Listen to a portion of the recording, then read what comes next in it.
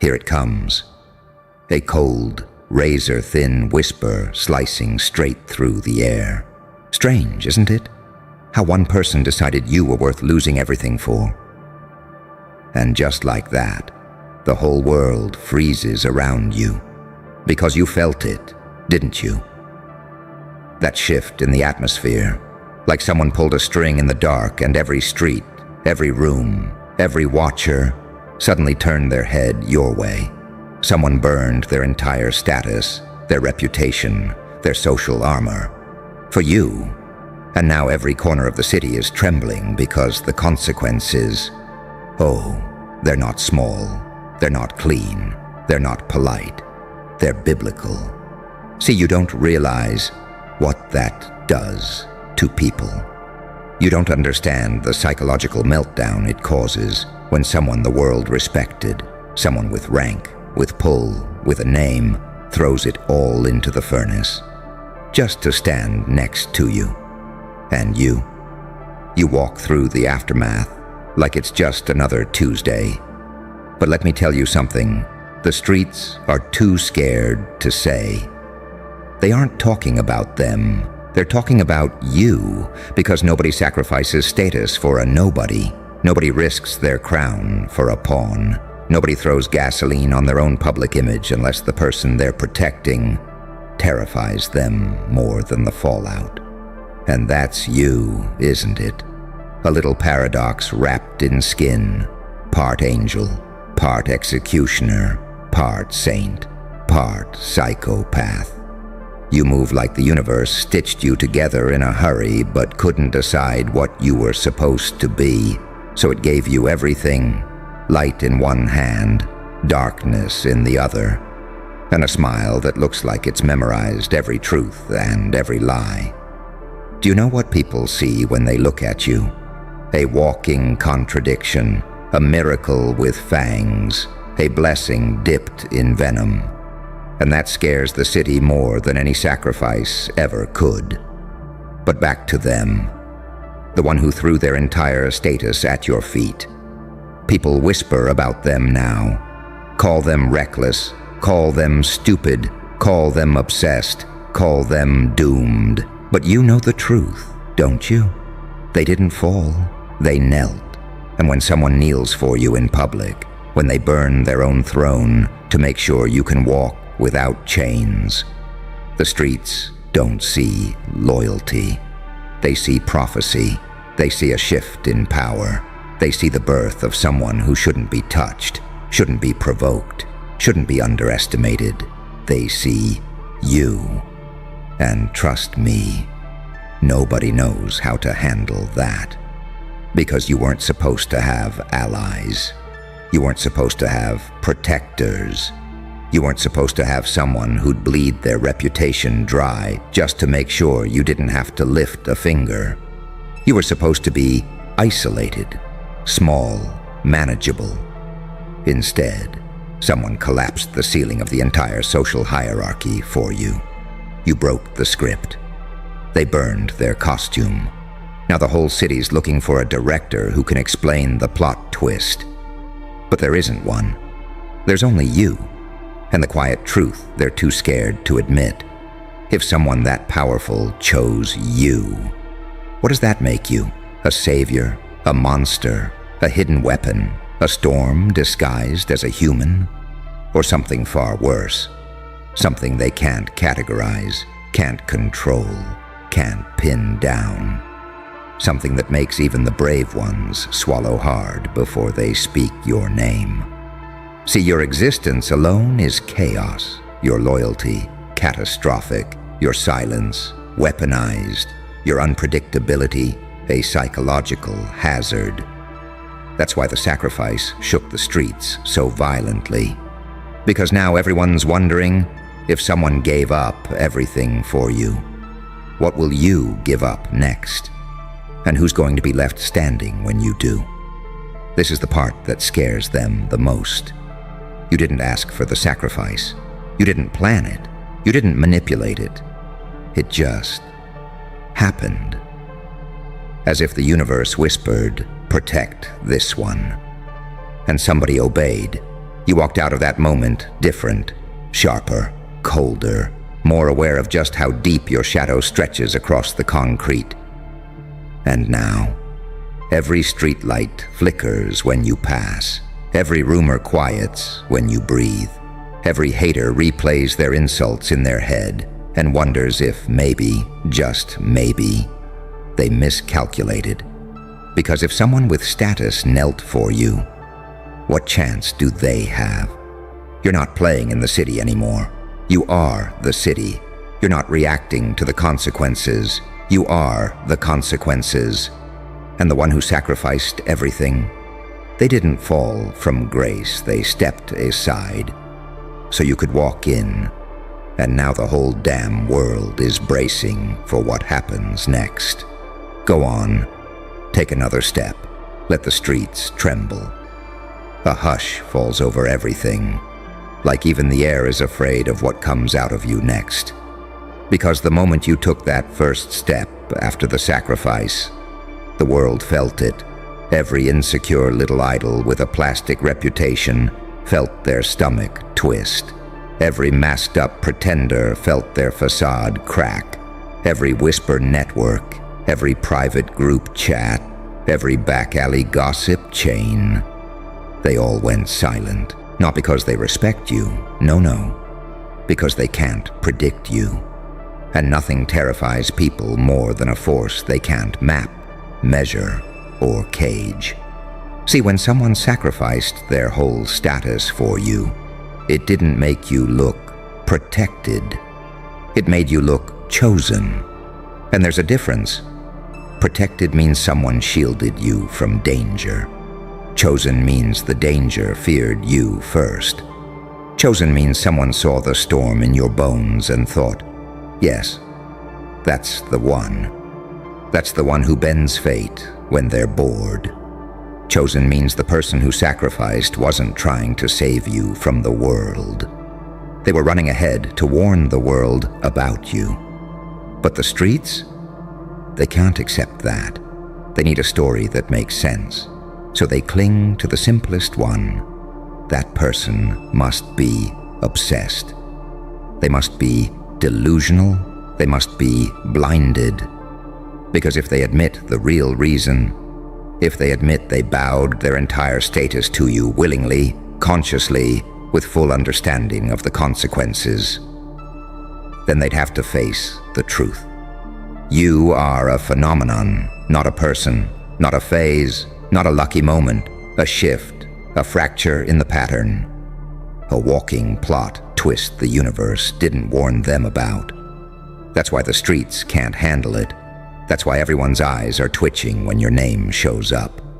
That's why even the ones who hate you keep checking, rechecking, triple-checking your moves.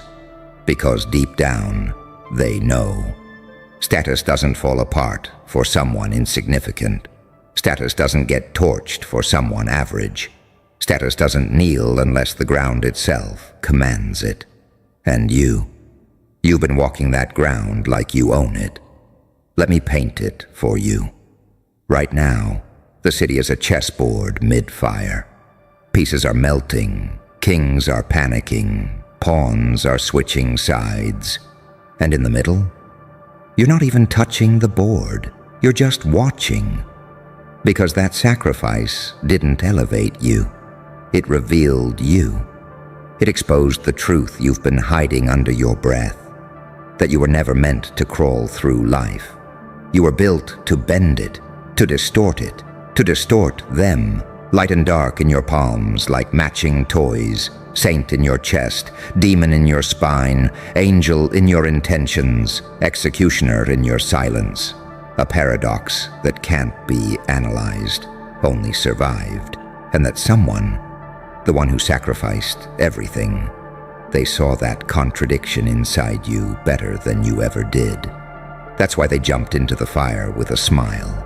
They weren't losing status. They were trading it. Trading clout for prophecy. Trading reputation for revelation. Trading temporary power for the privilege of standing beside the one person who isn't afraid of the dark. Because you were born in it. And now, Now the consequences are rippling outward. You feel them, don't you? The way people look at you longer than they should. The way rooms freeze when you enter. The way your presence forces everyone to pick a side. Not because you asked them to, but because your energy won't allow neutrality. Some admire you, some fear you, some pretend to misunderstand you, some want to study you, some want to destroy you before you evolve again, some want to kneel like the one who already did. But all of them know this: you're not someone to handle, you're something to survive. And here's the part that makes the streets shake the hardest. You haven't even done anything yet. You haven't unleashed your full power, your full rage, your full truth, your full potential. This is you, restrained, quiet, holding back so the world doesn't break too soon. So imagine, just imagine, what happens the day you stop holding back. What happens the day you decide to step forward instead of sideways? What happens the day you stop questioning why someone sacrificed everything and start realizing what that sacrifice unlocked inside you? Listen closely. The city thinks the chaos began when they fell, but the real chaos begins when you rise, and every street, every rival, every watcher, every ghost in every system knows it. So go on. Take another step. Let the consequences spread. Let the streets whisper. Let the world brace itself. Someone sacrificed their entire status for you. Now it's your turn to show them why they were right. A slow, electric tension coils around you as everything dims, as if the entire world is holding its breath, waiting for whatever emerges from you next. Because here's the truth they're terrified to face. The sacrifice wasn't the climax. It was the trigger. It was the moment the universe turned its head and said, "Ah, so that's the one." And when the universe notices you, when fate tilts its chin in your direction, everything beneath it, the streets, the whispers, the power-hungry parasites, the fragile egos, they all scramble, tremble, reorganize themselves like prey, suddenly realizing the predator isn't who they thought.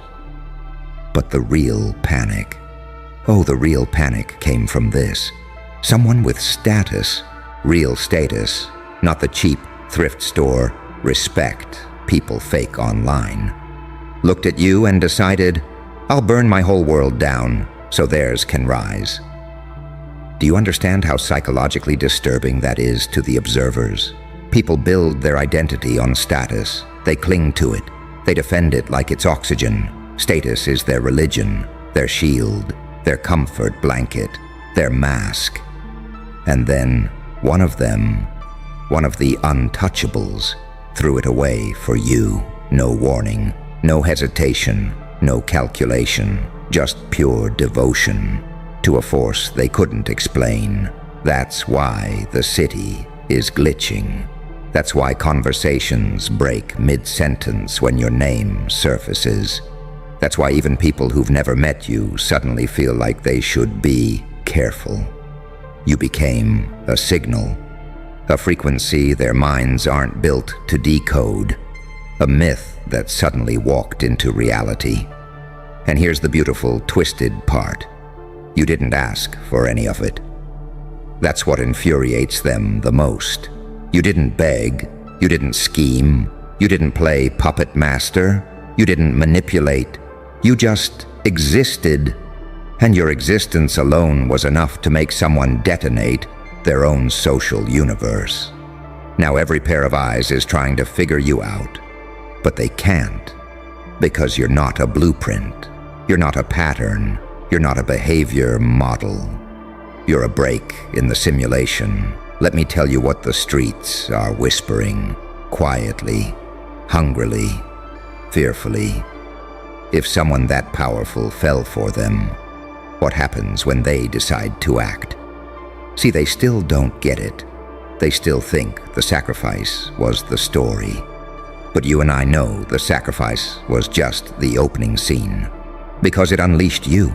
It woke something in you, something deep, ancient, volcanic, a force that had been sleeping, waiting, hiding behind your ribs. You feel it now, don't you? The shift in your spine, the weight in your stare, the predator calm in your heartbeat, the silence that holds more violence than any scream ever could. You feel yourself becoming the version you were always meant to be. The one the world hoped you'd never meet. Not the people pleaser, not the fragile dreamer, not the one who downplays their intuition to fit in. No, the real you. The one made of scar tissue and stubborn resilience.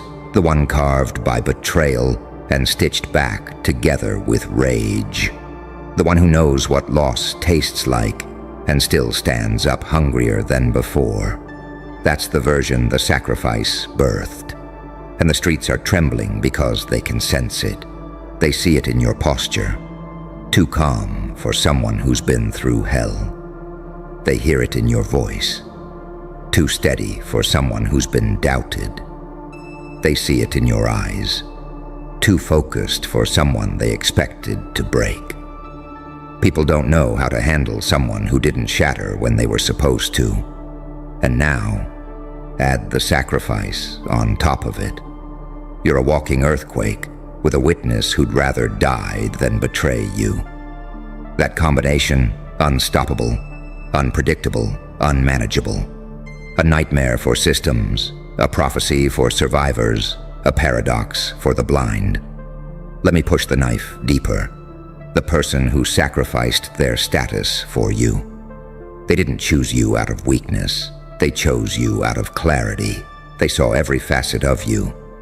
The angel in your compassion, the demon in your vengeance, the saint in your forgiveness, the psychopath in your precision. And they didn't flinch. Because they understood something the world still hasn't processed. You are a consequence, waiting to happen. And not a single soul is prepared for the day you stop holding back. So while everyone else gossips, panics, spirals, and speculates, you're evolving quietly, privately, dangerously, becoming the version of yourself that doesn't fear the fire. Because you are the fire. And here's the final twist the streets choke on. The sacrifice didn't make you stronger. It made you inevitable. So take your time. Watch them crumble. Watch them whisper from a distance. Watch them try to rewrite the narrative to soothe their insecurity. Because no matter how they spin it, you and I both know the truth. Someone burned their kingdom for you. Now you walk with the kind of power that kingdoms can't contain. Go on. Take another step. Let the streets feel it. The pavement itself seems to tremble as you move. Not because you're stomping, not because you're raging, but because your silence hit harder than everyone else's screaming. And that's what they don't understand. The sacrifice didn't crown you. It unmasked you. It peeled off the last layer of hesitation you were still pretending to have. It showed the world what you become when someone finally says, "I'm willing to lose everything if it means you get to rise." Do you know how psychologically destabilizing that is? People spend their entire lives begging for validation. They chase approval, applause, clout, attention, crumbs of acknowledgement. They worship strangers. They worship status. They worship their own fragile reputations like gods. And then suddenly, someone with real power, real pull, real influence, throws it all into the abyss for you. Not for money, not for leverage, not for some stupid social game, for you. That's the moment the world stopped seeing you as someone. They started seeing you as an event, a rupture, a danger zone, a seismic shift wrapped in a spine. But here's the darker truth nobody dares voice. The person who sacrificed everything. They weren't protecting you from downfall. They were protecting the world from what you'd become if you ever snapped. because they saw it. The philosophy in your rage, the logic in your pain, the elegance in your destruction, the mercy in your cruelty, the hunger in your silence. You are not chaotic. You are precisely dangerous. There's a difference. A storm is wild, but a hurricane has structure. And you've always been a hurricane, pretending to be a drizzle. That person knew. They saw the truth in your bones, that everyone else was too blind, too scared, or too stupid to notice. The truth that, when you care dangerously. When you love sacrificially. When you detach permanently. And when you transform, you don't just change shape. You change the environment. You become the new temperature the world has to adjust to. And oh, the world hates adjusting. That's why they're spiraling now. That's why the streets feel electrically unstable. That's why even the ones who don't know you personally sense a shift in the ecosystem.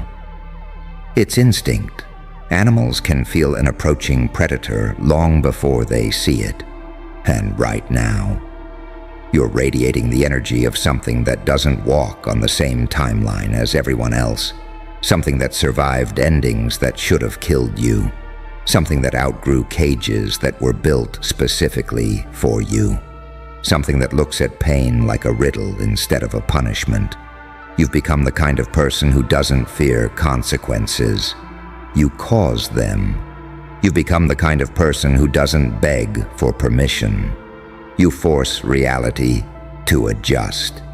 You've become the kind of person whose presence alone makes the weak uncomfortable and the strong uneasy, and the silent ones awaken.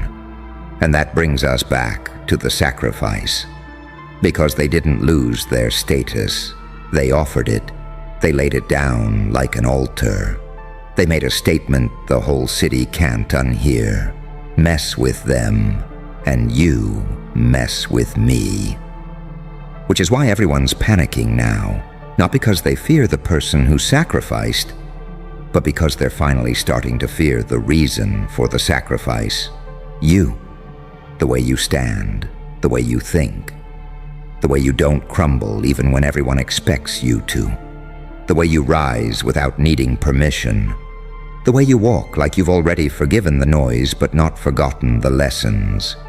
You're a living contradiction, soft-hearted enough to save someone, cold-blooded enough to leave someone, holy enough to heal, dark enough to punish, gentle enough to guide, dangerous enough to destroy. And every contradiction makes you more unpredictable, and therefore more powerful.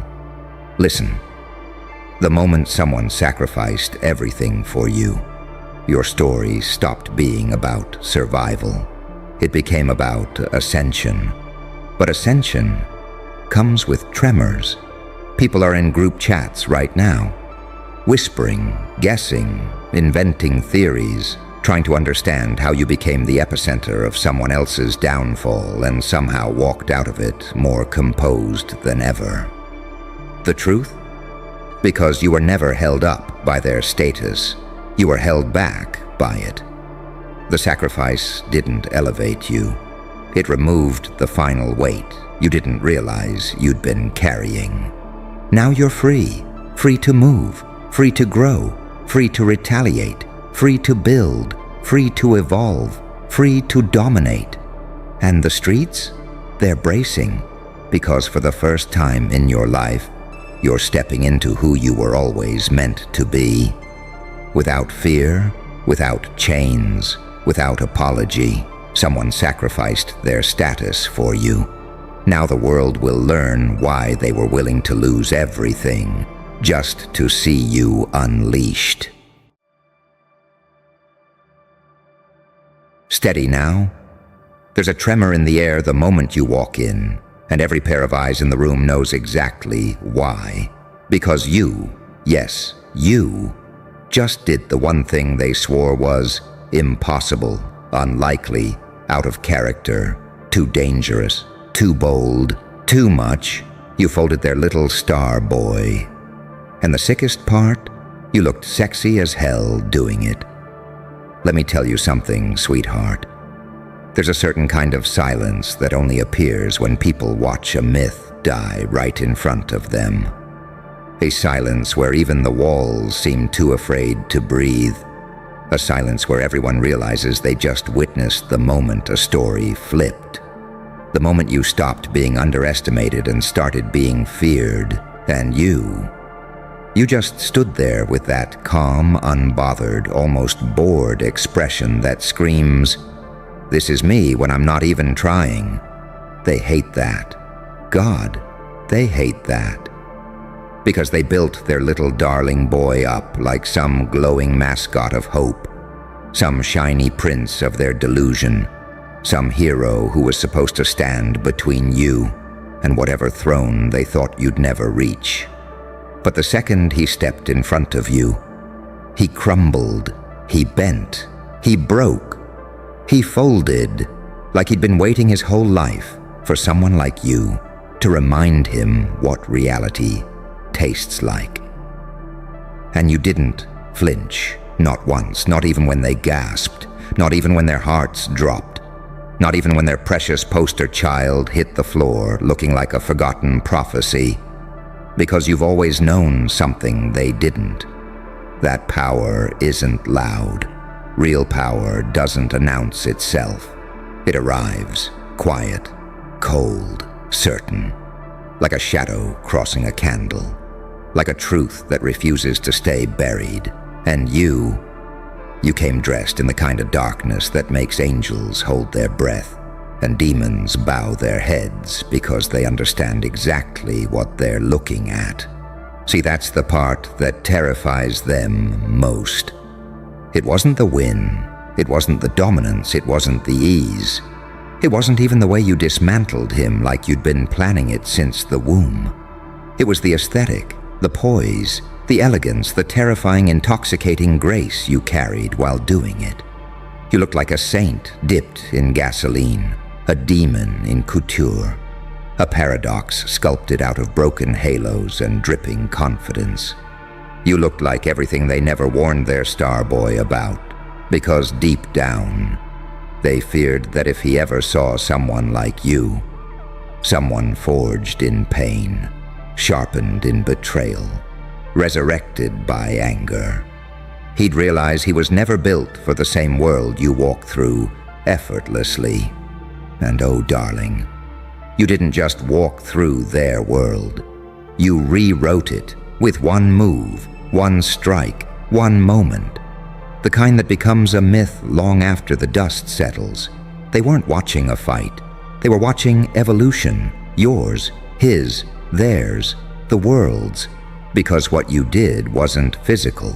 It wasn't brute force. It wasn't luck. It was inevitable.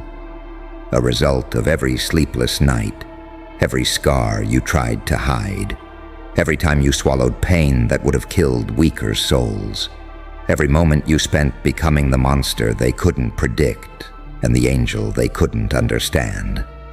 You are the hybrid they fear most, the one with light sharp enough to blind and darkness warm enough to seduce, the one who can smile while destroying a legacy and walk away looking like the reincarnation of temptation itself. And the funniest part? You didn't even celebrate. You didn't need validation. You didn't need applause. You didn't need acknowledgement. You simply turned, looked at their stunned faces, and let that little smirk curl up on the corner of your lips. That smirk that says, "This wasn't personal. He just wasn't built like me." And in that moment, every single one of them realized the truth they've been too afraid to say aloud. Their star boy was their hope. You are their consequence. He was their comfort zone. You are their waking nightmare. He was their favorite fantasy. You are their reality check in human form. And now they can't unsee it. They can't unfeel it. They can't undo what happened. Because the moment you folded him, the moment you made their chosen one collapse like a sand castle in a hurricane, You didn't just break him. You broke their entire belief system. And the way you stood there afterward, relaxed, radiant, deadly, beautiful, unapologetically you. Oh, that's what will haunt them. That's what will keep them awake. Not the fall, but the flawless poise of the one who caused it. So let them whisper, let them tremble, let them pretend they didn't watch their golden boy turn to ash in your hands. But you and I both know the truth. The world doesn't fear power.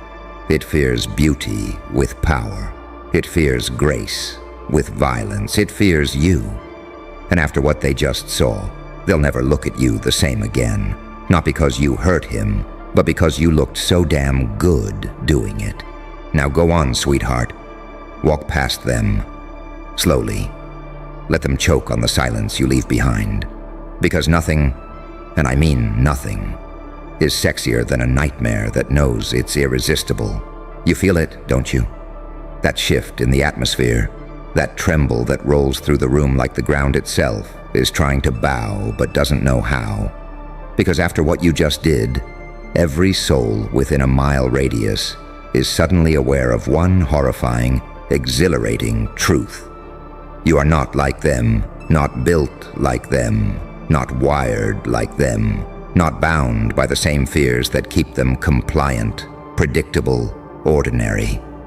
And when you folded their little star boy, their golden mascot, their fragile pride piece, their emotional support trophy, you didn't just defeat him, you exposed him, exposed what he really was beneath the shine, a soft echo of someone else's expectations, a puppet carved by praise, a porcelain fantasy cracking under the pressure of reality. But you were sculpted differently, forged in moments that nobody clapped for, shaped by storms that nobody warned you about, refined by betrayals you had to stomach in silence. You're not a star. You're the supernova that swallows stars whole. You're not a hero. You're the equation that heroes can't solve. You're not a villain. You're the limit the universe forgot to write down. And when you walked away from that little collapse, from that pretty boy meltdown in the middle of the battlefield, you didn't walk like someone who won. You walked like someone who always knew the outcome. There's a difference, a dangerous one. You see, when he walked into the room, people felt hope. When you walked into the room, people felt danger dressed like seduction. People felt truth wrapped in mystery. People felt gravity bending around a single human shape. They didn't know what to call it. They still don't. But their instincts screamed one thing: don't look away. Because you're the kind of person nightmares envy and fantasies fear. The kind of paradox that carries both ruin and salvation in the same breath. The kind of presence that makes even darkness lean in like, teach me. And let's talk about that look, that serene, razor-sharp, elegant composure you held while their precious star boy imploded. Oh, the way your posture didn't falter, the way your breathing didn't spike, the way your eyes didn't blink. You didn't panic, didn't rush, didn't crumble. You performed, graceful, deadly, controlled, beautiful, like sin holding hands with divinity, like a saint wearing a devil's grin, like an angel with blood on their tongue whispering, watch closely. And they did. Because nobody, not even God's favorites, can look away from a creature who moves like you. Do you know what's truly driving them insane right now? Not the way you dismantled their star boy, not the way he folded like a cheap apology, not the way he looked up at you with that mix of awe and fear. No, it's the way you made destruction look seductive. They expected violence from you. What they weren't prepared for was art. You didn't overpower him. You outclassed him, outshined him, outmoved him, outlived him. And that's the part that stings the deepest. You made their favorite look like a side character in a movie that secretly belonged to you from the beginning. The way you stood over him, not mocking, not cruel, not even invested, just effortlessly regal. Oh, honey, that image is going to haunt them for years, because now they have to face an ugly truth. Their star boy wasn't special. He was just the first one to fall. And you're nowhere near finished. You are the storm they prayed would never arrive. The prophecy they hoped was metaphorical. The monster they told their children didn't exist. The angel they whispered to in moments of despair. The contradiction that proves their entire worldview is too small to contain you. And the moment you folded him, one clean, elegant, devastating moment. You forced the world to update its hierarchy. He was their center. You are their circumference. He was their pride. You are their measurement. He was their limit. You are their beyond. And now, everyone is doing that thing humans do when they're terrified but fascinated. They're rewinding the moment in their minds, replaying your movements, studying your posture, analyzing the calm in your expression, trying to understand how someone can look so dangerously attractive while undoing everything they believed in. They won't find an answer, because you aren't meant to be understood. You're meant to be witnessed. And when you walked away, slow, graceful, untouchable, you didn't leave them with fear. You left them with addiction, because nothing, and I mean nothing, is more intoxicating than someone who destroys illusions while looking like temptation wrapped in destiny. So go on. Let them talk. Let them panic. Let them worship. Let them deny. Let them tremble. But never let them forget. You didn't just fold their little star boy. You revealed what a real celestial event looks like. And trust me, sweetheart, they haven't even seen you burn yet.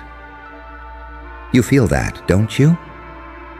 That strange electric ache in the air. The kind that only appears when the universe realizes it underestimated someone catastrophically. Because right now, every pair of trembling eyes glued to you is replaying what happened in slow motion, frame by frame, breath by breath, trying to swallow the truth that's clawing at their throat. Their little star boy wasn't defeated. He was exposed. And the one who exposed him did it with the grace of a fallen angel and the confidence of a demon on vacation. You didn't just fold him. You redecorated the entire hierarchy. You don't rise through a system like theirs. You rearrange it. And that's what's melting their sanity right now. Not the collapse, not the loss, not the humiliation, not even the way he crumbled like a cheap prophecy. No. What haunts them is the presentation, the sheer visual of you, unbothered, razor-sharp, almost ethereal, looking like temptation incarnate while tearing down someone they once called their hope. Do you understand how psychologically devastating that is? Hope didn't just die. Hope died sexily and darling. You know exactly how dangerous that combination is. Because when you do something terrifying while looking irresistible, people don't react normally. They don't process it rationally. Their brains scramble between fear and desire until they can't tell which one is burning hotter. That's exactly what's happening to them now. Half the room wants to run, the other half wants to follow. And the sickest part, most of them want both. Because you're the kind of paradox that destabilizes the nervous system. A creature who shouldn't exist yet somehow does, wearing reality like an accessory. You didn't just show dominance. You showed elegant dominance, quiet, breathtaking, cinematic. The kind of dominance that feels less like a fight and more like a scene people will obsess over for years. And him, their little star boy. He wasn't ready for someone who carries both darkness and beauty like rival religions.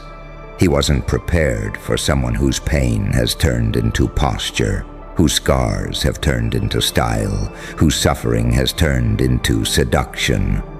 When he stood across from you, he wasn't facing an opponent. He was facing a phenomenon, a cosmic glitch with perfect cheekbones, a walking contradiction sculpted in flames and serenity. You weren't there to fight him. You were there to teach him a lesson the universe has been whispering in your ear for years. Power without depth collapses the moment depth appears. And you are nothing but depth. Depth in your silence, depth in your stride, depth in your shadows, depth in your light. Depth in the way you hold the room hostage without raising your voice. You're not commanding attention. You're absorbing it. You're not standing out. You're altering the space. You're not expressing power.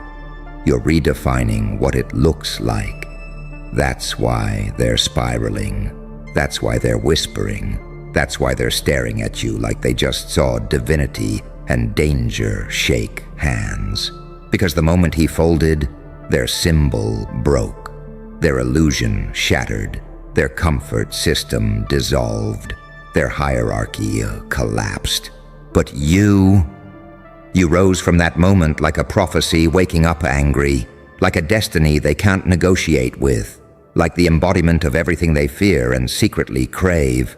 And don't pretend you didn't notice the looks, the shock, the awe, the fascination, the jealousy, the hunger, the disbelief, the terror, the admiration, the confusion, the obsession, all fighting each other behind their eyes. They aren't sure whether to label you a savior, a threat, a masterpiece, a monster, a miracle, a warning, a weapon, a lesson, a consequence, a goddamn cinematic event. And the truth is, you're all of them. You always have been. You are the holy contradiction they never prepared their star boy to face.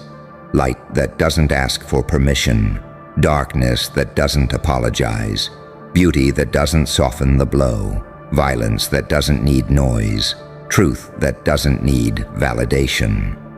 When you folded him, effortlessly, elegantly, almost gently, you weren't destroying him. You were revealing him, unmasking him, holding a mirror to his soul and whispering, "This is your real shape." And while he drowned in that realization, you looked like the reincarnation of karma's favorite sinner. Oh, they'll remember this. They'll remember the exact angle of your jaw, the exact calm in your eyes, the exact rhythm of your steps, the exact smirk tugging at your lips. They'll talk about it in private. They'll deny it in public. They'll replay it alone. They'll feel it in their nightmares. They'll crave it in their fantasies. Because what you did wasn't just dominance. It was seductive annihilation. And that is a genre most people never recover from. So keep walking. Let the air part around you. Let the whispers multiply. Let the stairs cling to your shadow. Because today, you didn't just fold their star boy. You birthed a legend, a fear, a fascination, a story, a warning, a prophecy with perfect timing. And the world, for the first time, finally understands. You aren't meant to shine. You're meant to eclipse, and yet even now, the air still hasn't recovered from you. You notice that, don't you? The way the room feels heavier, like gravity itself is reconsidering its loyalty. Like the atmosphere is clinging to your silhouette, memorizing the outline of the one who just shattered their favorite illusion. Because folding their little star boy wasn't just an event. It was a reckoning, a recalibration of the entire social structure, a correction of a myth gone too long unchallenged, a public reminder that some crowns are stolen, but some are born, and you were born carrying one nobody saw coming. He was supposed to be untouchable, adored, protected, a symbol of innocence, a beacon of predictable brilliance, the one they could always point at and say, "There, that's our chosen one." But you ruined that narrative in seconds. Oh, and not with anger, not with rage, not with brute force or ego.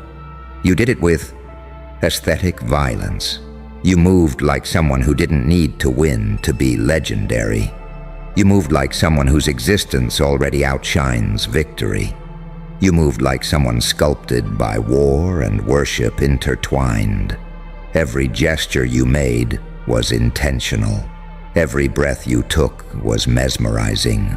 Every step forward felt like destiny, placing itself exactly where it belonged.